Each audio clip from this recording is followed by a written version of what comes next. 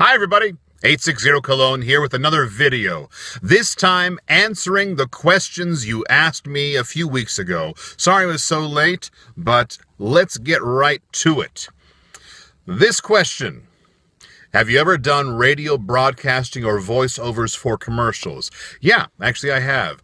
I had a radio show when I was in college. I did a Broadway for the local NPR station that was in my university, and I do voiceovers and commercials and stuff like that. I really enjoy doing that stuff and want to do more of it. I wish I was in an area that had more of that going on. What's a good myrrh fragrance, both designer and niche? One of my favorites is Dior Eau Sauvage Parfum. It's a great fragrance as it has a great bit of myrrh in there. I think that kind of covers the designer end and also somewhat of the niche end there too. Not sure about the full-scale niche, but definitely Dior Eau Sauvage Parfum, one of my absolute favorites. If you had to get rid of your collection, oh boy, this is going to be difficult, but could only keep 5 bottles, what 5 could I never be without? Oh, I wish I would have thought about this one before. I'm going to have to say, off the top of my head, and this changes daily or weekly, depending on what's going on with, my nose and my desires, but I'm going to have to say a Lab on Fire, and I forget the name of the one that I love so much. Oh, Liquid Night. Liquid Night. I'm going to have to say Dior Eau Sauvage Parfum.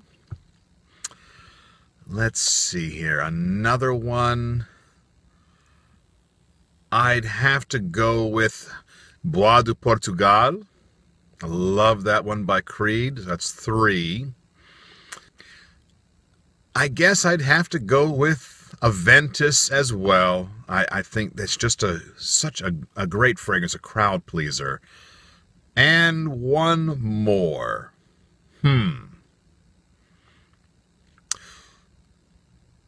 Let's go with Musc Ravageur.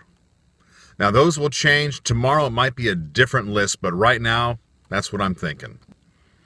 This question: Placido Domingo or Luciano Pavarotti? I actually was not a huge fan of Pavarotti when I was, studying and everything, because Pavarotti back in the late 60s, early 70s, he had some balls.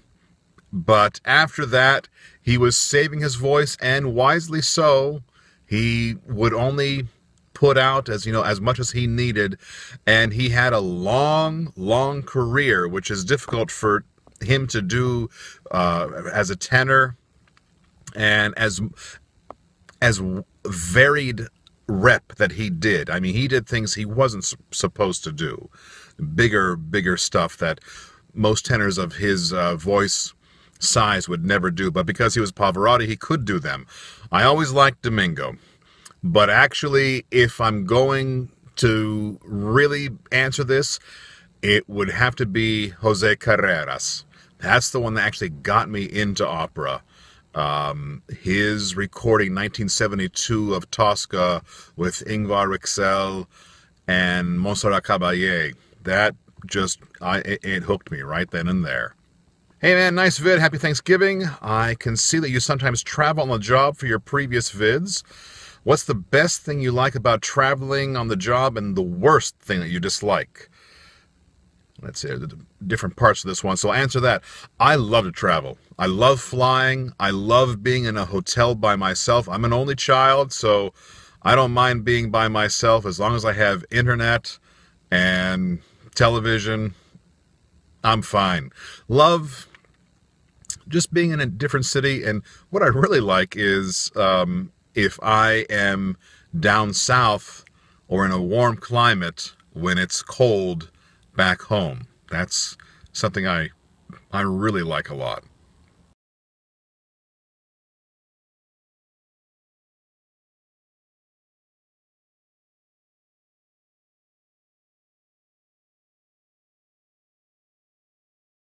Talking about fragrances, what is your favorite one or two and one that you really dislike?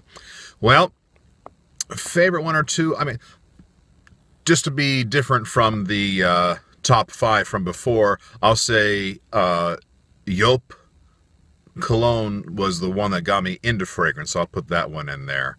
And then add to that to the other ones that I said before in the top 5. One that I dislike, I cannot stand Fahrenheit 32 degrees or whatever it's called. Just, I can't stand that. And it pissed me off because I paid full price, more than full price, because I had friends of mine that were in Europe. They brought me back 2 bottles, and that was first released. It wasn't in the States yet. And it was a huge, huge mistake on my part. Couldn't stand that fragrance. Ciao! What's your most favorite fragrance ever? We got that one. What's your favorite opera that you have performed in? The opera, just like, you know, the fragrance, that changes day by day. But I gotta say, I've done about 13, 14, or 15 La Bohèmes. And I'm only in about 12, 14 minutes of it because the roles that I play in that one are Benoit and Alcindoro. Just the 2 comic guys. I go in, I change costumes, I come back out as a different character, and I am done at the end of the 2nd act. And I can either watch the show, which I've done before with a great production, or I can go home, go to a casino. I've done that before and won my fee, as much as my fee at the casino, waiting for my ride to go home at the end of the night. All right, next question. What are your thoughts on Phaidon's Taboc Rouge? Is it a knockoff or better than Tobacco Vanilla? I don't really get the knockoff of Tobacco Vanilla with that fragrance. I have it. I have a sample of it. I haven't had much chance to wear it yet, but I think they're different enough that it's not just a knockoff. I don't think it's better. I do like Tobacco Vanilla a lot, so not going to say better and not going to say knockoff at all. Where did I grow up and go to school? Grew up in Ohio, went to Youngstown State and Bowling Green State. How did I get into opera? Well, did some musical and theater performances my senior year of high school, and went off, was originally going to be a professional bowler. Yeah, really. Went to a college that actually had bowling lanes management as a major. And believe it or not. My wrist fell apart. Couldn't bowl anymore. So I came back home, accompanied a friend of mine to what she thought was an audition for the Canterbury Tales play, and it turned out to be a musical. And the people that were doing the musical direction and everything like that, I knew from my high school play. So I said, well, I'm not doing anything. I might as well audition. She did not audition because she can't sing to save her life. I got a lead role, and I started out in theater, then musical theater. Didn't like opera at the time, then found that 1972 or 74 recording of Tosca, and just got hooked and became voice major and went into opera from there. How would my friends describe me? Loud, impatient, funny, dirty mind. That's about it. Do you have any hobbies, interests beside collecting fragrance and opera? The Pittsburgh Steelers. Well, Pittsburgh sports, more than that now, because the Steelers are kind of inconsistent. But I love the Pirates, I love the Steelers. Not really much of a Penguins fan, but I love poker too. Love playing Hold'em and stuff like that. That's about that. Favorite movie, TV show, book, musician, or group? Okay. Movie, I'm going to say my favorite year with Peter O'Toole and Mark Lynn Baker, I think is in that. Just a gem that a friend of mine and I found kind of by accident in the days of VHS rentals. TV show, Northern Exposure. Loved that show. Still love it. Fantastic. Book. Ugh. I don't read that much. That's a sad thing. What I read are like more encyclopedic things and fact things like that. Maybe Alan J. Lerner, On the Street Where You Live. That was a book that I read that I remember. Musician or group, Pink Floyd. If I could choose any 5 people, alive or dead, to have over for dinner, who would I choose? Huh.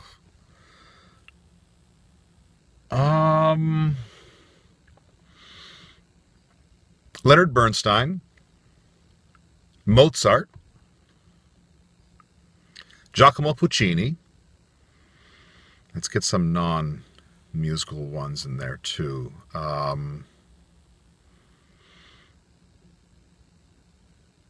Benjamin Franklin, number 4. And a strange one, maybe for some people, Tank Man. If you remember the Tiananmen Square uprising, the man that stood in front of the tank. I've always been fascinated by that story, by that picture. It's just so interesting to me that one man could like stop a row of tanks like that. That was very, very interesting. Do I wear fragrance while performing on stage? If so, is it a fragrance that would enhance your confidence or presence on stage? This is an interesting thing. The jobs that I do, I don't get to wear fragrance. If I'm selling fragrance, I really don't want to wear it because I don't want to impose on the customer's nose. And a lot of U.S. companies actually tell us not even to wear scented deodorant. That's how bad it gets sometimes. They don't want us to wear a deodorant that has any scent to it because some people think they're allergic to all those things and they can't sing when they have things in their noses. I think it's a bunch of bullshit, you ask me. But I've done a few shows at Detroit Opera. We didn't even speak English in rehearsal. I was on the one show, I was the only American in the cast, and it was like a cologne and perfume festival on stage. It was amazing. I absolutely loved it. So I have worn some on stage. In rehearsals, I'll try to wear a few. That's where I pull out my lighter creeds, Mugler cologne. I'm going to be looking forward to wearing Dior Homme cologne this coming year for my gigs because I just know those light ones work well. On stage, I really don't want to wear anything that might interfere with, you know, a soprano or a tenor because, you know, their job's hard enough as it is trying to put out those high notes. I don't want to interfere at all. What is the only one fragrance that you would wear when performing on stage?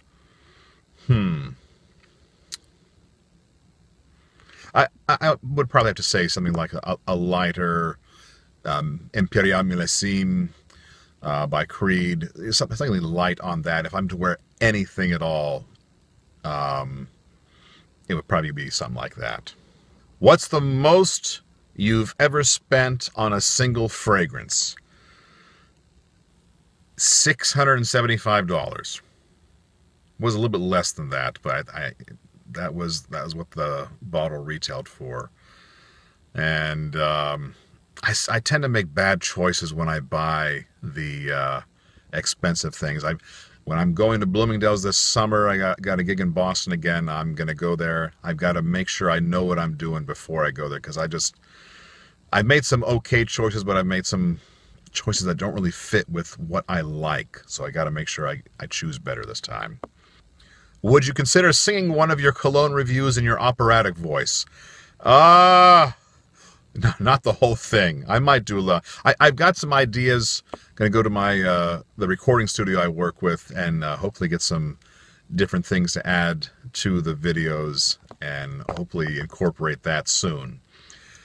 Do you have a demo reel of your voiceover singing and acting? Not a video one. I put out that video on here of my Christmas CD, just a little excerpt, so I'm going to be working on something like that soon. Opera singer, correct? Is that my full-time job? It used to be, until the economy tanked. The economy tanked.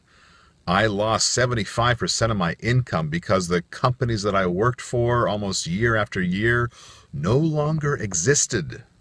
So, no.